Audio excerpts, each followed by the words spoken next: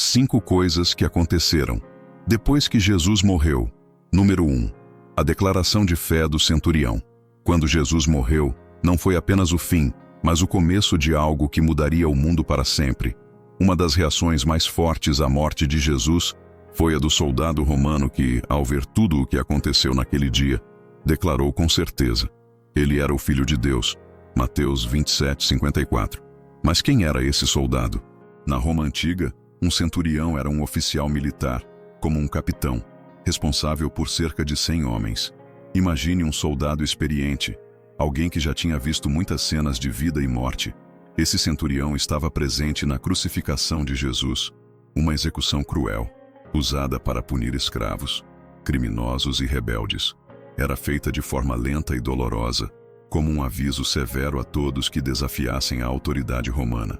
A Bíblia, especialmente no Evangelho de Marcos, capítulo 15, descreve bem aquele dia. Jesus foi preso, julgado e condenado à morte. Ele foi pregado em uma cruz, um método comum de execução na época. O lugar onde isso aconteceu era chamado de Gólgota, que significa lugar da caveira. Marcos 15:22. A cena da crucificação. Imagine a cena.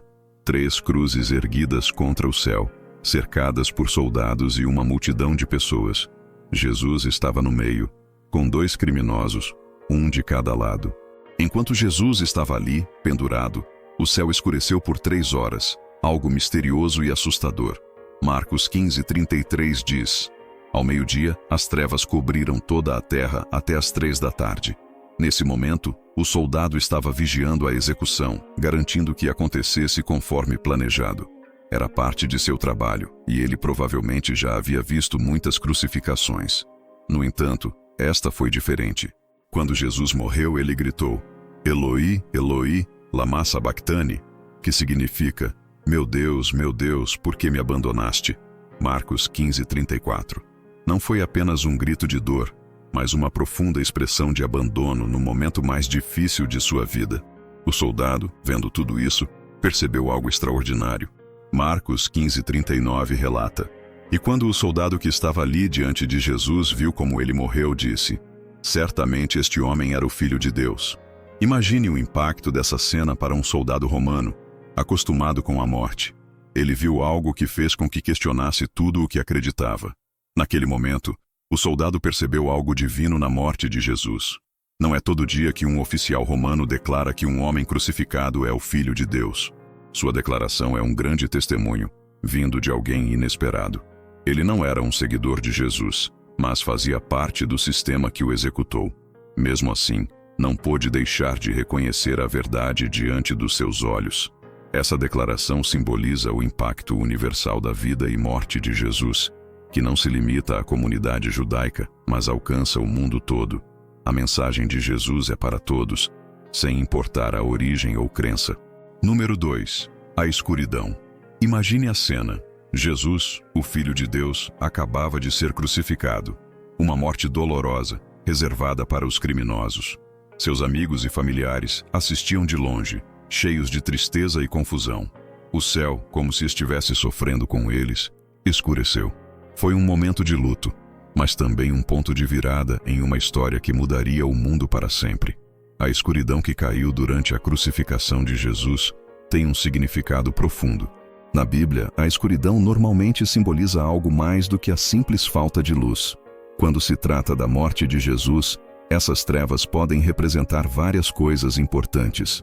Primeiramente, a escuridão na Bíblia é muitas vezes ligada ao julgamento e à ira de Deus. Lembre-se, por exemplo, da história das pragas no Egito, quando a escuridão foi uma das pragas enviadas a Faraó. Êxodo 10:21-23. Esse evento foi um sinal de que algo sério estava acontecendo, algo muito além de um acontecimento comum. Quando as trevas caíram durante a crucificação de Jesus, era como se Deus estivesse dizendo que aquele momento era um ato de julgamento importante. Lucas 23:44-45 descreve: era por volta da 6ª hora, e houve trevas sobre toda a terra até a 9ª hora, e o sol escureceu.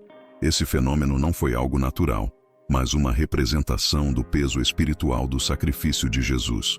A escuridão que caiu durante a crucificação de Jesus mostra o peso do pecado e a tristeza daquele momento. Não foi apenas um evento físico, foi uma reflexão do impacto espiritual da morte de Cristo. O Filho de Deus estava carregando os pecados do mundo, algo que é difícil de entender completamente. Além disso, essa escuridão pode ser vista como a criação respondendo ao sofrimento do Criador. Era como se o mundo estivesse lamentando a injustiça e a tristeza da crucificação. Esse evento nos lembra de um momento do Antigo Testamento, quando a escuridão também foi usada como sinal de julgamento. A 9ª praga no Egito, em Êxodo 10, 21-29, foi uma escuridão tão intensa que parecia que podia ser tocada. Durante 3 dias, ninguém conseguia ver ou sair de seu lugar. Essa escuridão foi um julgamento contra Faraó e o Egito, mas também um sinal de libertação para os israelitas. Assim como a escuridão no Egito precedeu a libertação, na crucificação de Jesus, as trevas precederam a ressurreição. Vale notar que, na Bíblia, a escuridão geralmente vem antes de grandes momentos de redenção. Antes da libertação dos israelitas no Egito, houve escuridão. Antes da ressurreição de Jesus, o mundo ficou em trevas. Isso nos lembra que, mesmo nos momentos mais sombrios, há sempre esperança e algo bom prestes a acontecer. Essa conexão fica ainda mais clara quando lembramos que os 3 dias de escuridão no Egito se assemelham aos 3 dias que Jesus passou no túmulo. Em ambos os casos, a escuridão não foi o fim, mas o começo de algo maior: a libertação dos israelitas e a ressurreição de Cristo. Isso nos ensina que, nos momentos mais difíceis, a esperança está bem perto. A escuridão durante a crucificação de Jesus também tem ligação com a festa da Páscoa. Para entender isso, precisamos voltar à história da Páscoa judaica, que celebra a libertação dos israelitas da escravidão no Egito. Esse evento central do Antigo Testamento é um sinal do sacrifício de Jesus, que trouxe libertação espiritual para todos. Assim como o sangue do Cordeiro foi usado na primeira Páscoa para proteger os israelitas da última praga, o sangue de Jesus foi derramado para salvar e redimir todos aqueles que creem nele. A conexão entre esses 2 eventos mostra o plano de Deus para a salvação que atravessa toda a Bíblia. O Cordeiro da Páscoa era um sacrifício feito como sinal da promessa de Deus de poupar os israelitas da praga que atingiu o Egito, a morte do filho mais velho. Aqui vemos a ligação. A crucificação de Jesus, que aconteceu durante a Páscoa, não é por acaso. Na Bíblia, Jesus é muitas vezes chamado de Cordeiro de Deus. João Batista apresentou Jesus dizendo: "Eis o Cordeiro de Deus que tira o pecado do mundo." João 1:29. A morte de Jesus é parecida com a forma como o Cordeiro da Páscoa foi morto no passado. Assim como o sangue do Cordeiro da Páscoa poupou os israelitas, o sangue de Cristo é visto como libertando a humanidade do pecado. Mas por que as trevas na Bíblia? As trevas frequentemente representam o desagrado e o julgamento de Deus sobre o pecado. Elas mostram a tristeza e a falta de esperança em um mundo sem Jesus. Isso significa que Jesus traz luz e esperança para o mundo. Novamente, Jesus disse à multidão: "Eu sou a luz do mundo. Quem me segue não andará nas trevas, mas terá a luz da vida." João 8:12. A morte de Jesus, então, trouxe ao mundo um momento de escuridão, tanto literal quanto espiritualmente. Porém, a história não termina nas trevas. Assim como a Páscoa trouxe a libertação dos israelitas, a ressurreição de Jesus traz luz e esperança de volta ao mundo. É uma linda história de salvação e renovação. Não é curioso como a Páscoa e a crucificação, mesmo ocorrendo com centenas de anos de diferença, estão tão ligadas? O sangue do Cordeiro da Páscoa trouxe liberdade física para os israelitas, enquanto o sacrifício de Jesus é visto como trazendo libertação espiritual para todos. A escuridão durante a crucificação simboliza a gravidade do momento. Um mundo perdido no pecado, mas também prepara o caminho para a volta triunfante da luz de Jesus na ressurreição. Portanto, a escuridão na crucificação de Jesus é um sinal especial que remete à Páscoa. Ela significa julgamento, a seriedade do sacrifício de Jesus e a ausência temporária da luz do mundo. Mas, assim como a história da Páscoa não terminou com as pragas, nossa fé em Jesus não termina na crucificação. A ressurreição traz luz e esperança, assim como a libertação dos israelitas no Egito. A escuridão que cobriu a terra logo após a morte de Jesus na crucificação é um daqueles momentos da Bíblia que nos faz pensar profundamente sobre o que significa. Primeiro, depois de ser traído, julgado e condenado, Jesus foi crucificado. Do meio-dia até as 3 da tarde, a escuridão cobriu toda a terra, conforme relatos de Marcos 15:33 e Lucas 23:44-45. Este não foi um evento comum. Era meio-dia, uma hora quando o sol está no seu ponto mais forte. Então, por que a escuridão de repente? O momento também é importante. 2 Coríntios 5:21 explica que Deus fez aquele que não tinha pecado para ser pecado por nós, para que nele pudéssemos nos tornar a justiça de Deus. É realmente comovente pensar que, quando Jesus estava carregando os pecados do mundo, tudo ficou escuro. Era como se a luz tivesse se apagado, deixando o mundo em escuridão. Isso nos faz refletir sobre as implicações espirituais. Seria isso uma manifestação física das trevas espirituais que o pecado traz? Além disso, esse evento cumpriu uma profecia do Antigo Testamento. Em Amós 8:9 disse: No dia diz o soberano Senhor, farei o sol descer ao meio-dia e escurecer a terra em plena luz do dia. Será que essa escuridão cumpriu essa profecia, mostrando que a crucificação de Jesus fazia parte do plano de Deus para salvar a humanidade? A escuridão é importante por causa do que aconteceu depois. Ela durou 3 horas, e então Jesus gritou e entregou seu espírito.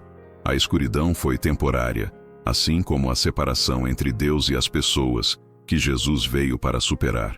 Sua ressurreição, que aconteceu logo depois, trouxe a luz de volta ao mundo, tanto fisicamente quanto espiritualmente. Não é incrível pensar que os piores momentos da história foram só o começo dos melhores? O céu escuro quando Jesus foi crucificado tem muito significado, pois mostra como Deus vê os erros do mundo e como a separação entre Deus e as pessoas durou pouco tempo. Isso destaca a importância da morte de Jesus e a esperança de que sua volta à vida traga o impacto de sua vida. A morte na natureza é, de algum modo, misteriosa. Não é como se a própria natureza estivesse reagindo a esse grande evento, mas veja como a Bíblia fala sobre a escuridão cobrindo a terra. Não é curioso pensar no meio do dia ficando tão escuro quanto a noite? Parece que o sol estava de luto. Então, imagine os tremores no chão e as pedras se partindo no momento exato da morte de Jesus. É como se a própria terra estivesse respondendo a algo extraordinário que estava acontecendo. Esses eventos são a forma como a natureza reconhece o significado da morte de Jesus. Não é todo dia que ouvimos falar do mundo natural reagindo de maneira tão intensa. Isso nos faz questionar sobre a conexão profunda entre os eventos espirituais e o mundo físico. No dia em que Jesus morreu, o mundo foi marcado por uma série de acontecimentos extraordinários que foram além de sua crucificação. Parece que o mundo inteiro estava respondendo ao que estava acontecendo. Esses eventos foram muito significativos, representando a antiga aliança dando lugar à nova, com a mensagem de que, por meio do sacrifício de Jesus, todos agora tinham acesso direto a Deus. Este momento, com os fenômenos naturais que o acompanharam, destaca o significado da morte de Jesus. Não foi apenas um evento histórico, mas um marco que mudou a história e a crença espiritual. Compreender esses acontecimentos extraordinários mostra a importância do que estava acontecendo. A morte de Jesus não foi apenas a execução de um homem, mas um momento que mudou o curso da história e da fé. Agora, vamos olhar para os eventos exatos que aconteceram quando Jesus morreu, começando pelo véu rasgado. A Bíblia descreve um evento extraordinário, o rasgar do véu no templo. Este momento tem grande significado. Primeiro, imagine o templo em Jerusalém, o centro do culto judaico. Lá dentro, havia uma cortina ou véu especial separando o Santo dos Santos, onde acreditava-se que a presença de Deus estava, do resto do templo. Este véu não era apenas um pedaço de tecido fino, mas um material grosso e resistente, significando a separação entre Deus e as pessoas devido ao pecado. Agora, imagine o momento da morte de Jesus na cruz. Este não foi um acontecimento simples. O véu se rasgou de cima para baixo, não de baixo para cima como se fosse feito por mãos humanas, o que indicava a intervenção divina. Mas o que esse gesto significativo significa em relação ao Antigo Testamento? O rasgo do véu no templo no exato momento da morte de Jesus está profundamente ligado às tradições do Antigo Testamento. Para compreender totalmente seu significado, vamos explorar a história e fazer as conexões. Primeiro, no Antigo Testamento, o templo em Jerusalém era o centro da vida religiosa judaica. A área mais sagrada do templo era o Santo dos Santos, separada por um véu. Este véu não era uma cortina comum. Era um tecido espesso e ornamentado que agia como uma barreira física e simbólica entre Deus e a humanidade. Somente o sumo sacerdote podia entrar nesse local sagrado, e isso apenas uma vez por ano, no Yom Kippur, o dia da expiação, para oferecer sacrifícios pelos pecados do povo. Levítico 16, 2, 34. Isso lembrava constantemente a separação causada pelo pecado entre Deus e o ser humano. Mas por que essa mudança aconteceu com a morte de Jesus? A morte de Jesus derrubou essa barreira do pecado. Seu sacrifício, ao contrário dos sacrifícios repetidos de animais, foi único, suficiente para cobrir os erros de todos. Esse ato de rasgar o véu foi como se Deus estivesse dizendo: "Este caminho para mim agora está aberto." Além disso, o rasgo do véu representa que Deus está acessível a todos. Antes, só o sumo sacerdote tinha acesso à presença de Deus uma vez por ano. Mas agora, por meio de Jesus, todos podem se aproximar diretamente de Deus. Não é impressionante pensar que agora podemos nos aproximar de Deus diretamente por causa do que Jesus fez? O véu rasgado não foi apenas um símbolo de acesso, mas também de uma nova era de graça que surgiu. No Antigo Testamento, seguir a lei era a forma de manter a relação com Deus. Mas agora, com o véu rasgado, a relação com Deus acontece por graça, através da fé em Jesus. Como está escrito em Efésios 2, 8, 9. Pois é pela graça que vocês são salvos por meio da fé, e isso não vem de vocês, é dádiva de Deus, não por obras, para que ninguém se glorie. Em termos simples, o rasgar do véu é como se Deus abrisse uma porta que estava fechada desde a queda de Adão e Eva. Deus removeu a barreira e nos convidou a ter um relacionamento pessoal e íntimo com Ele. O que isso significa para nós hoje? O sacrifício de Jesus criou um caminho para que as pessoas se conectem com Deus, sem precisar de outra pessoa para ajudá-las. Como diz em Hebreus 10, 19 e 20. Portanto, irmãos, tendo coragem para entrar no lugar santíssimo pelo sangue de Jesus, pelo novo e vivo caminho que Ele nos consagrou, através do véu, isto é, da sua carne. Isso significa que a barreira do pecado que nos separa de Deus foi removida. Por meio de Jesus, podemos ter um relacionamento direto com Deus, sem precisar de um intermediário humano, como o sumo sacerdote do Antigo Testamento, pois há um só Deus e um só mediador entre Deus e a humanidade, o homem Cristo Jesus. 1 Timóteo 2, 5 diz que o rasgar do véu foi como Deus abrir uma porta trancada e nos convidar a entrar. É uma imagem forte de convite, reconciliação e novos começos. As antigas separações e limitações foram substituídas por um convite aberto a um relacionamento com Deus. Isso nos faz refletir se estamos vivendo na liberdade e no acesso que o sacrifício de Jesus proporcionou, ou se ainda agimos como se o véu nos separasse de Deus. É uma pergunta que vale a pena ponderar. O terremoto e as rochas se quebrando não eram apenas fenômenos naturais. Eram sinais de um grande evento acontecendo no mundo espiritual. Você consegue imaginar como as pessoas que viram essas coisas, admiradas e assustadas, devem ter se sentido? Os túmulos se abriram, e os corpos de muitos justos que faleceram foram ressuscitados. Eles saíram dos túmulos após a ressurreição de Jesus, entraram na Cidade Santa e apareceram para muitos. Mateus 27, 52, 53. Este é um evento fascinante e um tanto misterioso que ocorreu no dia da morte de Jesus. Isso significa que a morte de Jesus não foi apenas uma tragédia, mas uma vitória sobre a própria morte. A volta à vida dessas pessoas aconteceu antes da ressurreição de Jesus, que ocorreu 3 dias depois. Quem eram essas pessoas? Eram pessoas que já haviam morrido, algumas provavelmente há muito tempo, mas de repente estavam vivas novamente. É como uma cena em que toda a esperança parece perdida, e de repente, uma reviravolta milagrosa acontece. Mas quem eram exatamente essas pessoas? Não há nomes ou histórias sobre elas. são simplesmente chamadas de pessoas justas.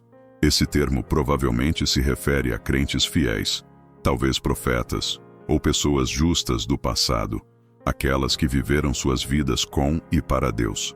Por que isso aconteceu? Aqui é onde as coisas ficam realmente interessantes. Este evento foi como um teaser, uma prévia do que estava prestes a acontecer.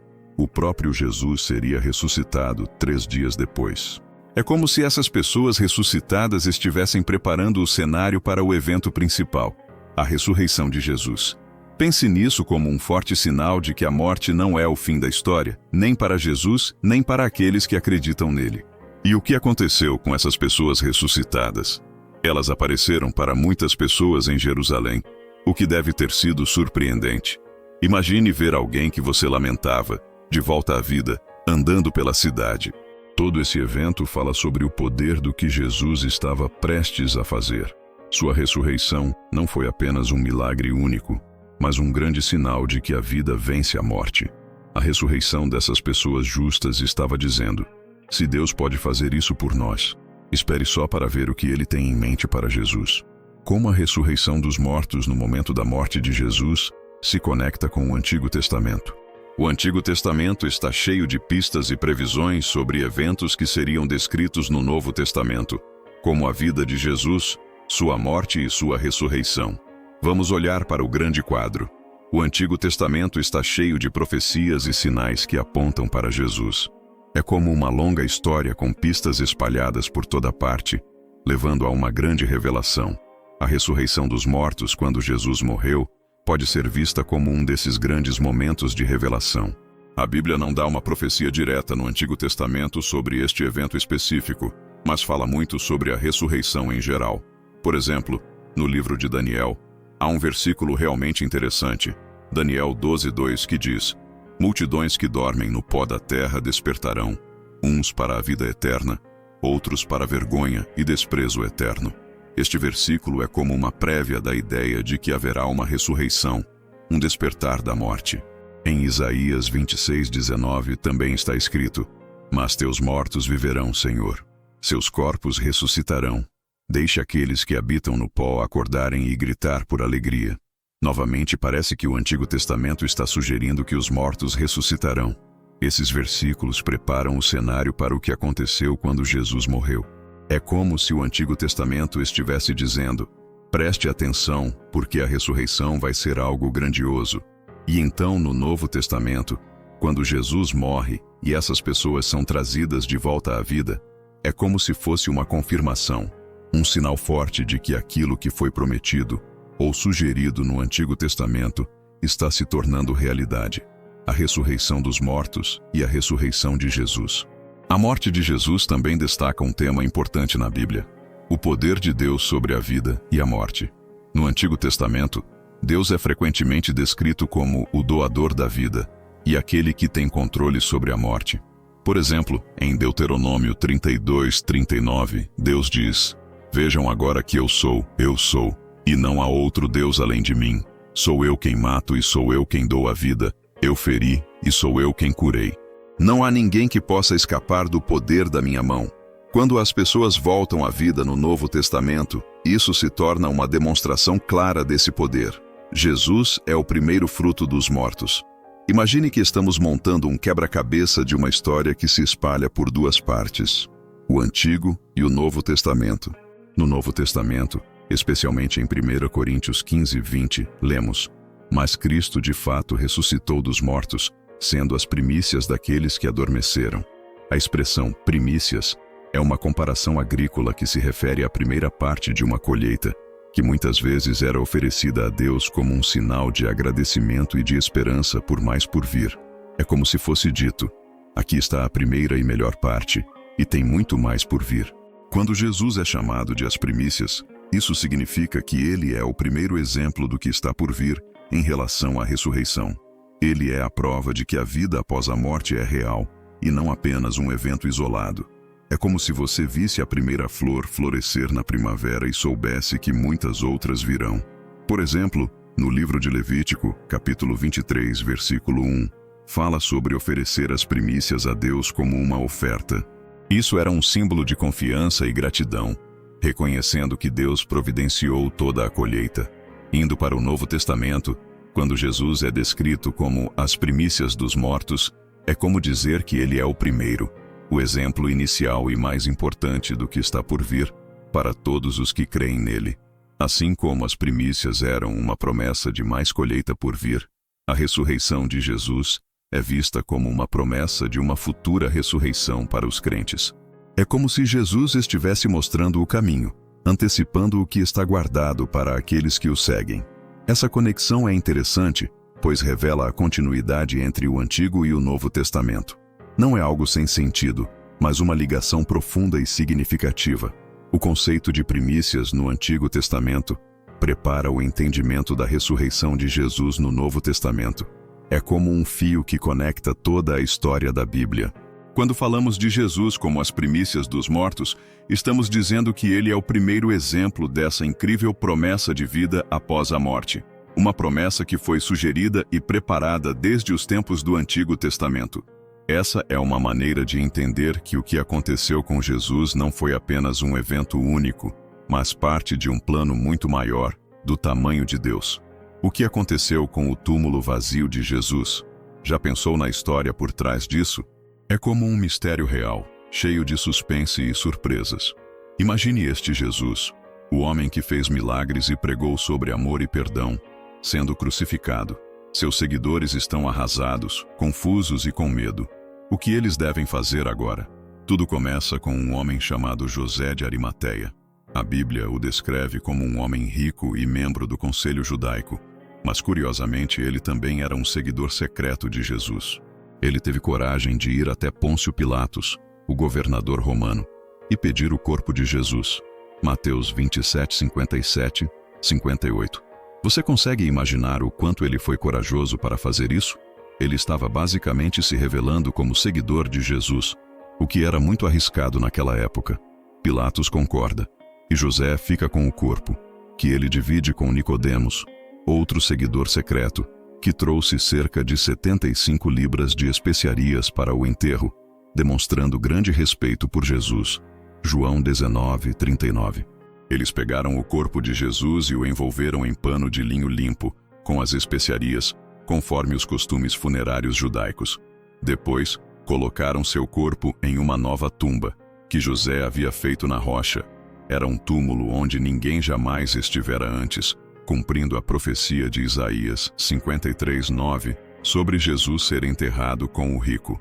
O seu túmulo estava reservado para os ímpios, mas ele foi enterrado com um homem rico, pois não fez violência nem disse mentiras.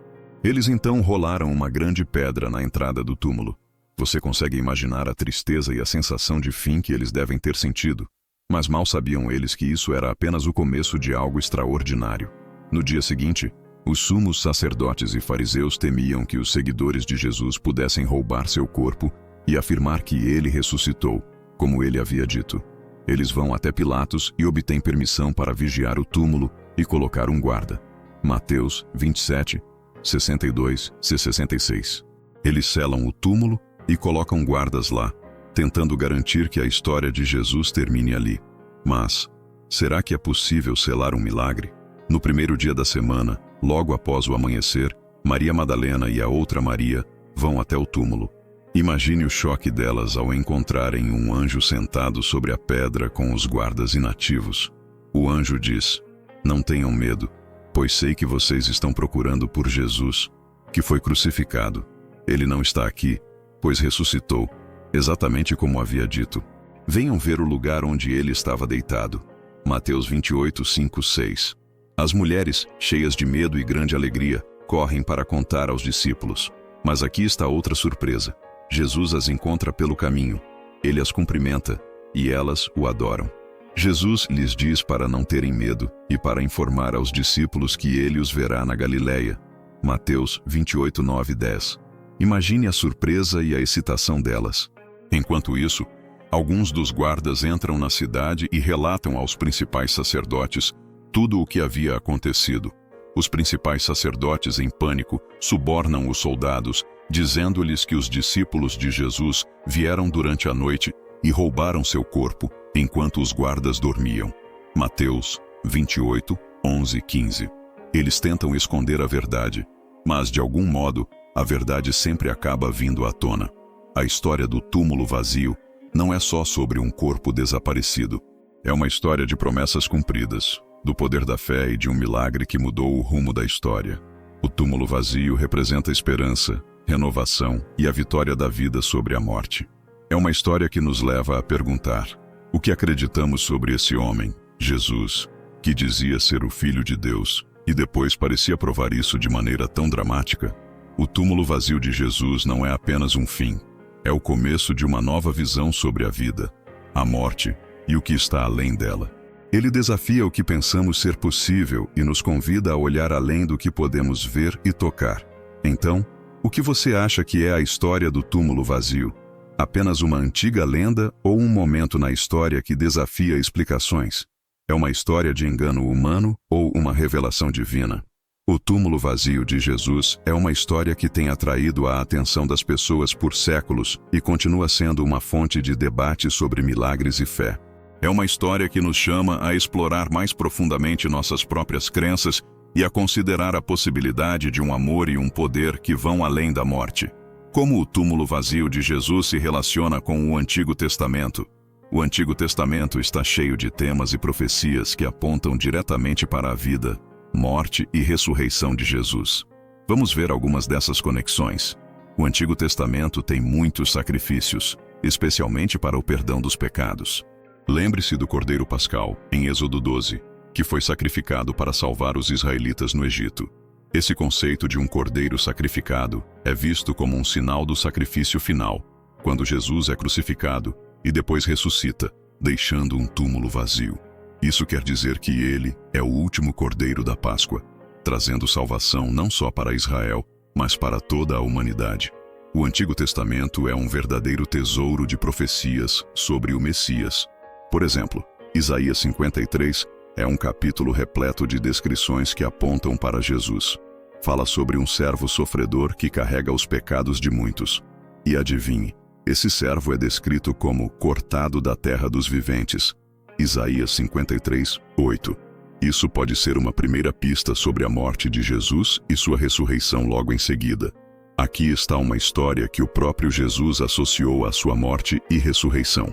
Em Mateus 12:40, Jesus diz: assim como Jonas ficou 3 dias e 3 noites no ventre de um grande peixe, assim o Filho do Homem ficará 3 dias e 3 noites no coração da terra. Não é fascinante como Jesus conecta a história do Antigo Testamento à sua própria experiência? O tempo de Jonas no peixe é visto como um símbolo do tempo de Jesus no túmulo. O Salmo 16:10 também diz: porque não deixarás a minha alma no abismo, nem permitirás que o teu santo veja a corrupção. Isso aponta para a ressurreição de Jesus, que não seria deixado na morte. Salmo 16:10 é visto como uma previsão da ressurreição de Jesus, como se dissesse: o Messias não será deixado na sepultura para apodrecer. Ele ressuscitará, deixando um túmulo vazio. A história de Abraão e Isaque em Gênesis 22 também é um exemplo. Abraão é convidado a sacrificar seu filho Isaque, mas é parado no último momento por Deus, que oferece um carneiro, em vez disso. Essa história é vista como um paralelo a Deus oferecendo seu filho Jesus como sacrifício. A principal diferença é que no caso de Jesus, o sacrifício é completado, mas depois superado pela ressurreição, simbolizada pelo túmulo vazio. Embora o Antigo Testamento não fale explicitamente sobre a ressurreição como entendemos no Novo Testamento, ele sugere isso em vários momentos.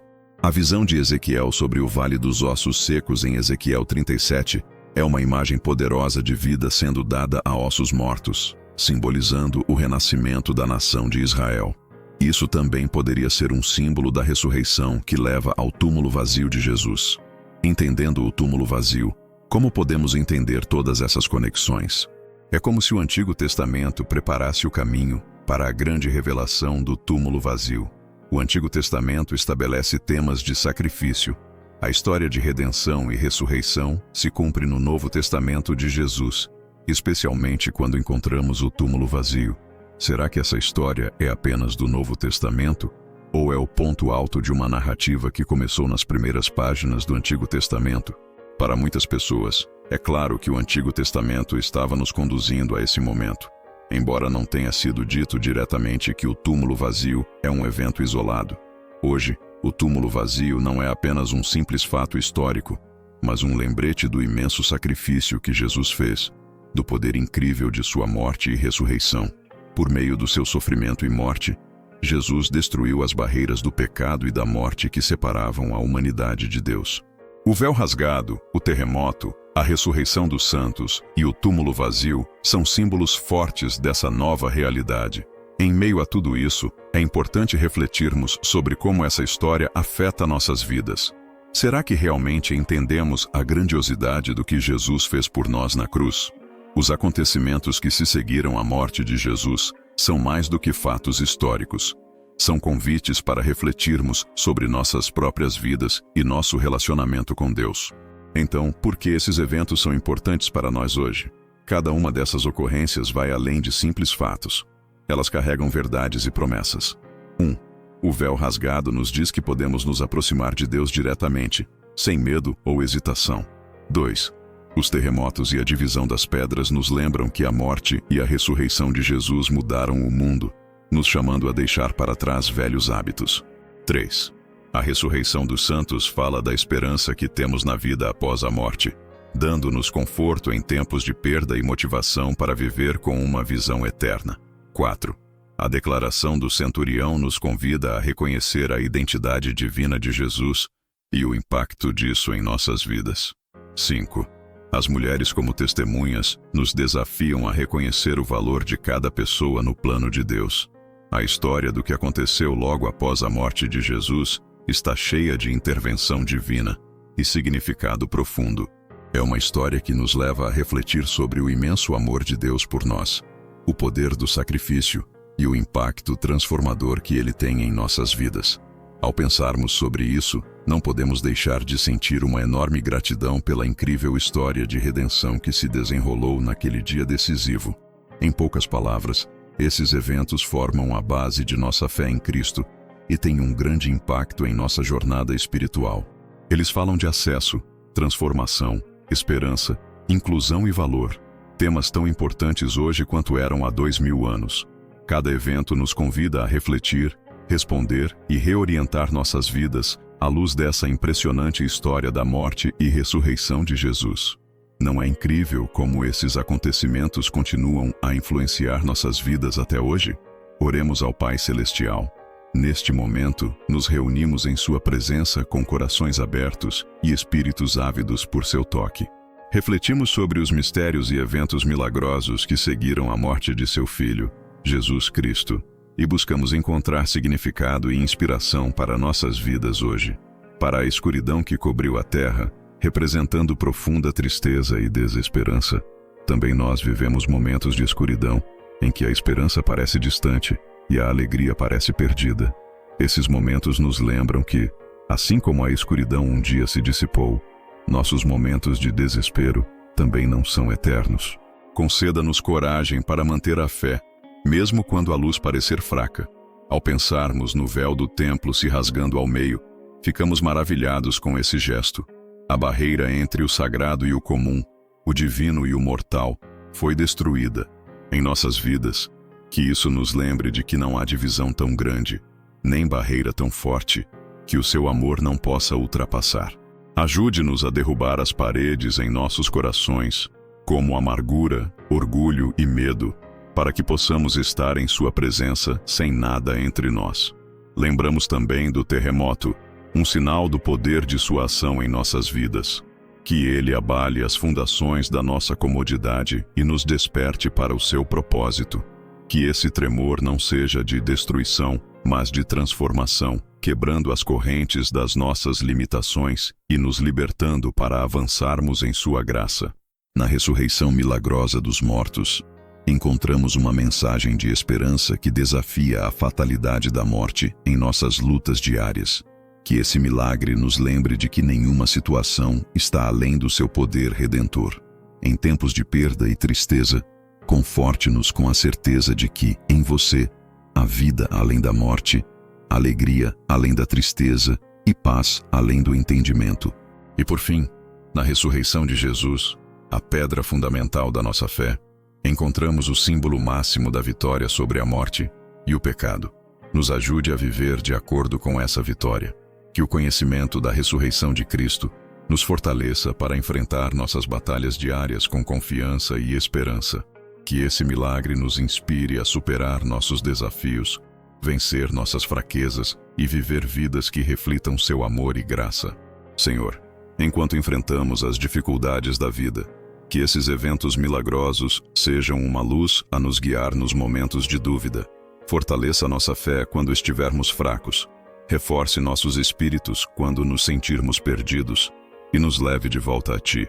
Ajude-nos a ser instrumentos de Sua paz neste mundo. Onde há ódio, que possamos amar. Onde há ofensa, que possamos perdoar. Onde há dúvida, que possamos trazer fé. Onde há dor, que possamos oferecer esperança.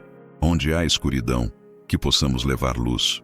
E onde há tristeza, que possamos espalhar alegria. Que possamos viver as lições desses milagres em nossas atitudes e ser uma fonte de conforto para quem está na escuridão e uma ponte para quem está separado por divisões. Que sejamos uma presença constante em tempos de mudança, um farol de esperança em tempos de dificuldade e um exemplo do seu poder de ressurreição em nossas vidas diárias.